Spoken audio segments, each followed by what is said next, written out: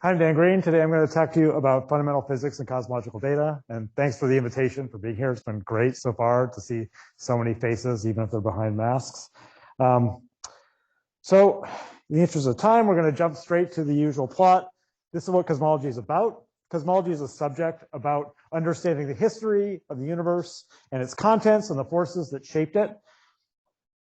The tool we have is usually maps, so maps of the universe, like maps of the cosmic microwave background, the distribution of stuff like galaxies, or just lensing. And experimentally, there's a really bright future in this subject. There's tons of deeper surveys happening, smaller angular scales, lower noise, both happening in the cosmic microwave background and in large-scale structure that are going to take us through the next decade.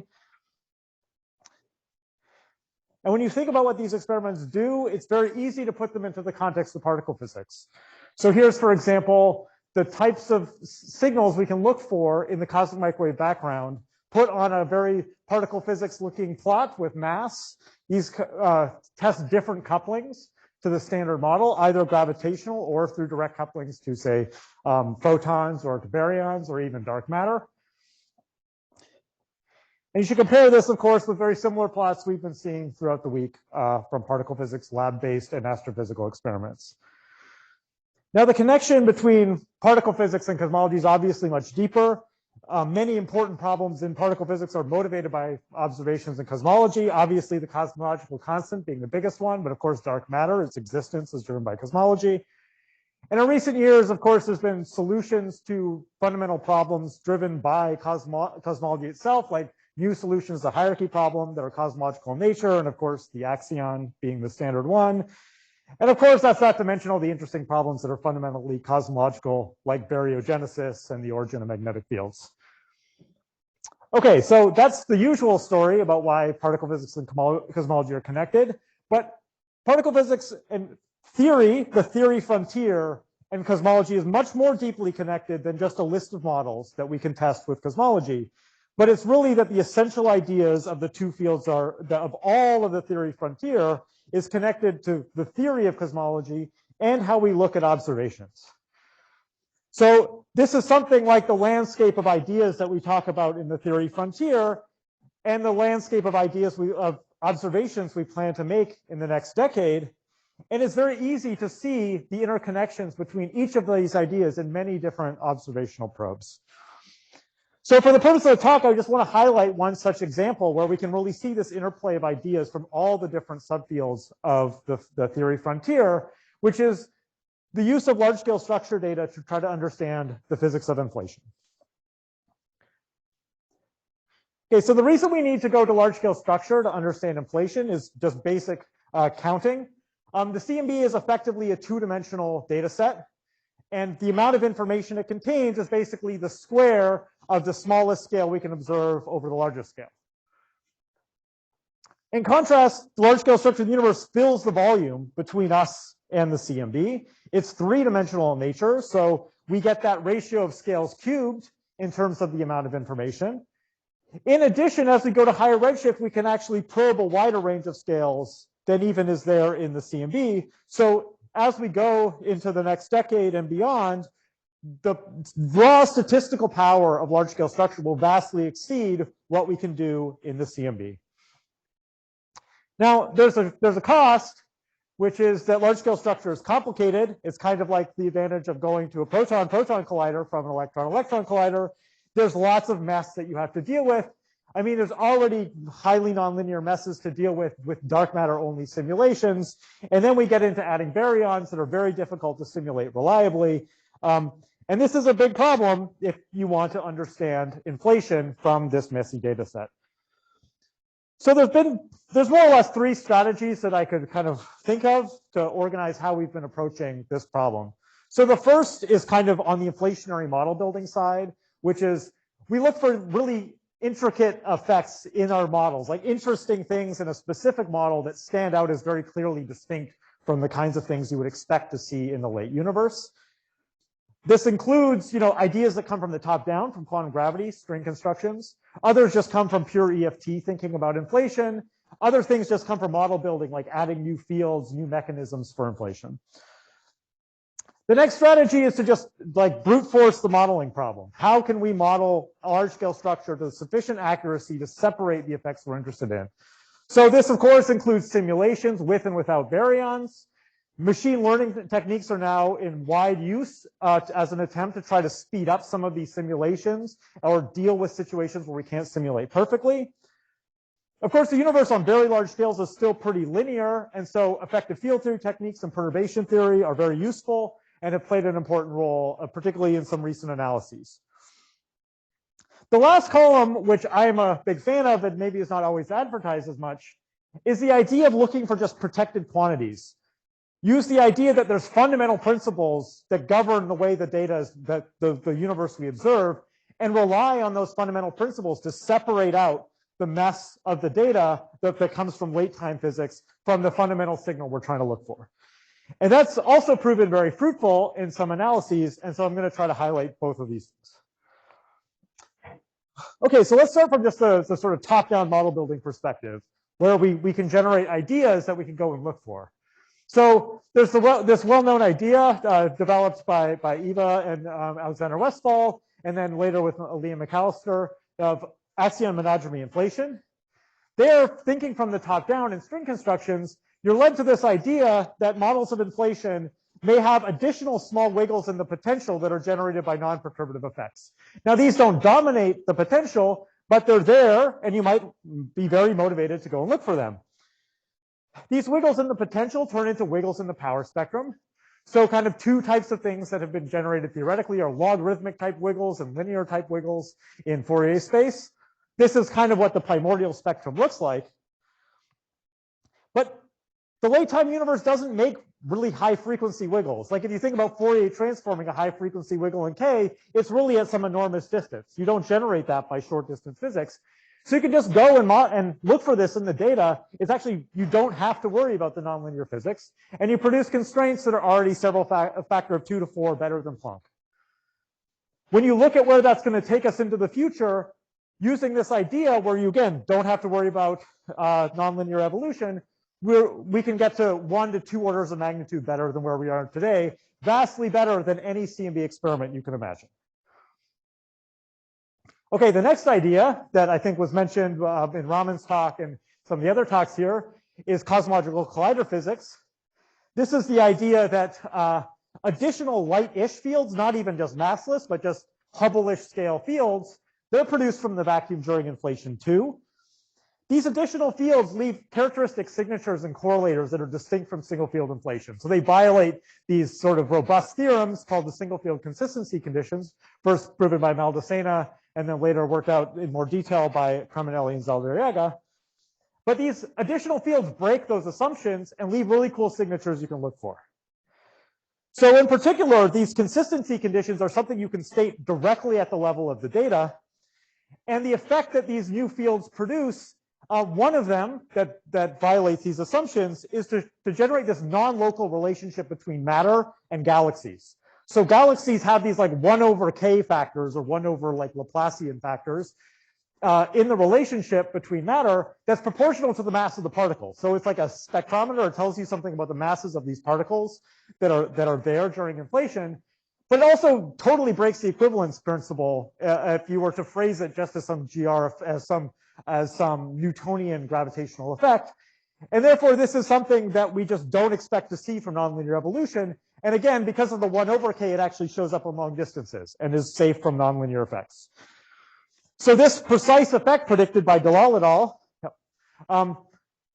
Actually gives, this is what the SphereX experiment is going after. Doré was one of the original authors of this scale-dependent bias paper and is now leading the science working groups of SphereX, which is going to make a huge improvement, like factor of 10 improvement in the measure of local non-Gaussianity, which is the signal of additional fields during inflation. Okay, to close out, I'll focus on the topic that's close to my heart these days, which is trying to understand the nature of inflation itself. So rather than looking at specific individual models, to try to classify sort of mechanisms, particularly for single field inflation. So single field inflation is a pattern of symmetry breaking. It's a scenario where an operator gets a time-dependent vacuum expectation value. Of course, it's also a period of quasi-de Sitter expansion, but the important role of symmetry breaking is to end inflation. Inflation has to end, and that means there needs to be a physical clock to tell the universe to end inflation everywhere at the same time. So in slow roll inflation in some canonical scalar field, the value of the scalar field locally is a clock. I can tell what time it is. I can set my watch to the local value of the field. But stated this way, there's no reason that inflation should be covered by a weakly coupled scalar. I mean, we make clocks in the real world out of things that are not fundamental scalars. So the question is that really what governs inflation, or is it more interesting, or is there more dynamics involved? And a natural thing you might say is, well, interactions presumably lead to non-Gaussian statistics. So for example, in this EFT construction of inflation, the presence of interaction, there's typically derivative interactions in non-slow roll models, and those lead to 3-point functions that we currently constrain with Planck, shown on the right. Now, we want to do the same thing in large-scale structure, but we're faced with this question of looking for triangles in the sky in a very nonlinear universe filled with galaxies. And so the principle we're going to use here, so in this case, these correlators don't look on their face vastly different. The things you get from nonlinearity produce 3-point functions. Inflation produces 3-point functions. How can we tell them apart? And the principle that really distinguishes them is locality. So this correlator generated during inflation by interactions is really traced to the product of 3 commutators at the past intersection of the light cone of the 3 points you measure in the 3-point function. This effect, even in quantum, is fundamentally quantum mechanical because it's 3 commutators. And it also, even in quantum mechanics, can be produced later once the points are space-like separated and those commutators vanish. So it's really traced back, kind of like the horizon problem, to some moment in much earlier in time. And it produces this non-local, this pole, this thing we call the total energy pole, this K1 plus K2 plus K3 cubed, which is basically the sum of energies of the 3 modes you're measuring. At late times, the universe doesn't allow such long distance things. Dark matter is really the thing we're worried about. That's the highly nonlinear thing that's going on, and it moves very slow. Stuff doesn't move across the universe at late times. It tends to have a very small sphere of influence. And in a certain sense, it's ultra local in terms of how it behaves in the distribution of galaxies. So what we're actually trying to do is separate a local signal that on the right from just pure galaxy formation, from just galaxy formation physics, from this non-local signal from inflation. Now, why this was not obvious at the level of the 3-point function is these things are totally different, but they're different at the level of the mass. So if you define an inner product at the level of the max, these 2 things look different. Whereas if you define an inner product at the level of the correlators, they look very correlated. This idea is actually deeply rooted in other parts of the frontier. These things were already talked about in the context of the ADS bootstrap, where these same kinds of poles we're talking about were used to just understand causality in the bulk of ADS. And in fact, this protection of our primordial non-Gaussian signal in large-scale structure can actually be thought of as the same effect that's used when we talk about error correction in ADS. It's just protecting the signal in the bulk of de Sitter from little things happening on the boundary at late times. So when you go and you look at forecasts, this effect shows up when you look at full map level forecasts. You leave all the information available in the map, and you forecast how well you can measure non-Gaussianity, you get these flat lines as you add more and more nonlinearity, whereas at the level of just a 3-point function, you tend to lose power as you add more nonlinearity. The status of this is just getting started. No one had ever measured FNL in large-scale structure before, FNL equilateral, this effect from single-field inflation. January was the first time anyone had ever done it. 2 groups did it using slightly different details in their analyses. Neither of them is even close to being competitive with Planck, but that's not the point. For a long time, people said this was just too difficult to do for even computational reasons. And now we're past that point. We're doing it, and we can chart out the future. Very conservative analyses that collaborations have already done point that we can exceed Planck. So Euclid, which should be launching in the next 5 years, hopefully not 5, but closer to 2, could get down to, say, FNLs of 7.5, which is about a factor of 5 better than where we are now. Proposals that are even coming through with in Snowmass, like Puma, a 21 centimeter intensity mapping, could get down to order 1 levels of FNL. But of course, these forecasts were all made in the context where we were still very, very worried about nonlinearity. And so whether we can be more aggressive in how we look at these analyses is, I think, an optimistic part of this work, where I think just in general, it's probably not as dangerous when we start taking account all the information that's available. Okay, just to sum up, okay, the summary of this talk. We're all cosmologists in this frontier. Thanks.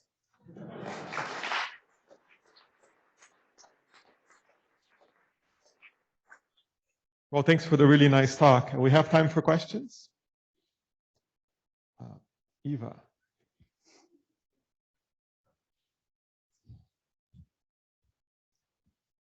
Great talk, Dan. Thanks a lot. So you have this great point about the causality, and one hopes that it'll be practical also, depending on how much of the volume one really gets.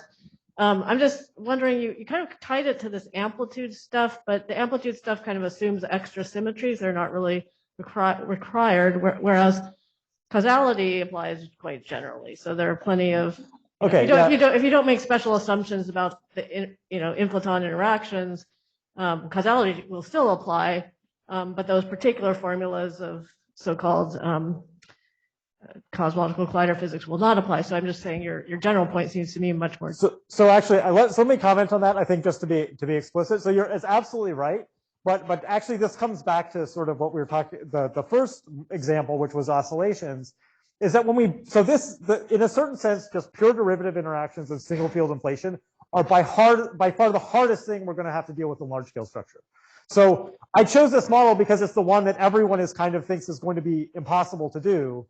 Whereas if it has, we break some of the symmetries, we break some of these assumptions, so we get wiggles, we get other things, those will be easier to analyze. So I think the general perspective is indeed this locality thing helps you in all cases. But the point is, it helps you in this case where the previous work on the subject had said, this class of models is going to be really hard. Maybe we can make progress if there's multiple fields, or we break some of the symmetries, or we have some other things that work. And our point here is to focus on this example is because I think the feeling in the community is if you can solve this, you can solve everything. And I think so that would be not to say that this is the model we all care about, but that, again, if we can solve this problem in large scale structures, every analysis will be doable. So there was one more hand, or am I making it up? No.